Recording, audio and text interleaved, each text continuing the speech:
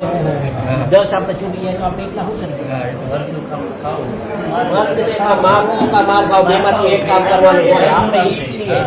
તારી જગ્યાએ કદાચ હું હો ને મારા હારે 10 ચોટી ગયા હોય તો આપણે એકલા શું કરીએ? હાથ તો ક્યારે હોય કે તું એક કોઈ ને હું હાથ જોડી જાય ત્યારે જોયું જાય પછી મર્દાનગીનું કામ એ લોકો નથી તો કે એ લોકો કઈ મર્દાનગીનું કામ નથી થયું. એ રીતે નહીં સમજાવ. બગદાણામાં પીડિત પર હિચકારા હુમલાના મામલે હીરા સોલંકીના આકરા તેવર સામે આવ્યા છે. આજે કોળી સમાજ એકત્રિત થયો હતો અને હીરા સોલંકી પીડિત નવનીતભાઈની મુલાકાતે હોસ્પિટલ ખાતે પહોંચ્યા ત્યારે તેમણે શબ્દો ઉચ્ચારી અને પીડિતને સાંત્વના આપતા કહ્યું હતું કે મરદ એ નથી, મરદ તું છે જે 10 લોકો મળીને હુમલો કરવા આવે તો તારા જગ્યાએ હું પણ હોય તો માર ખાવો પડે અથવા મારવો પડે એવી જ સ્થિતિ હોય. સાથે જ તેમણે કહ્યું કે મર્દાનગીનું કામ નથી કરી ગયા.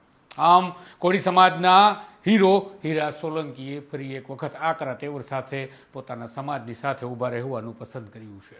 વિગતે વાત કરીએ એવી ઘટનાની જેમાં ગુજરાતના વિખ્યાત કલાકાર માયાભાઈ આહિર અને તેના પુત્ર જયરાજ આહિર પર ગંભીર આક્ષેપો લાગી રહ્યા છે કે તેમણે હિચકારો હુમલો કરાવ્યો બગદાણામાં નવનીતભાઈ નામના એક વ્યક્તિ પર, પરંતુ પોલીસનું કહેવું છે કે આ વાતમાં જરા પણ સત્ય અમને તપાસ દરમિયાન મળી આવતું નથી અને માટે જ હવે કોળી સમાજ ગિરનાયો છે.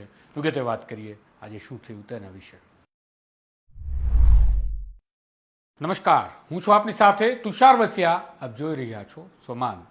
કોળી સમાજના નેતા અને ધારાસભ્ય હીરા સોલંકી, જેમના મોટા ભાઈ પરસોત્તમ સોલંકી કોળી સમાજનું એક એવું નામ માનવામાં આવે છે કે ત્યાંથી જ કોઈ પણ નિર્ણય નક્કી થાય તેને સમાજ માનતો હોય છે.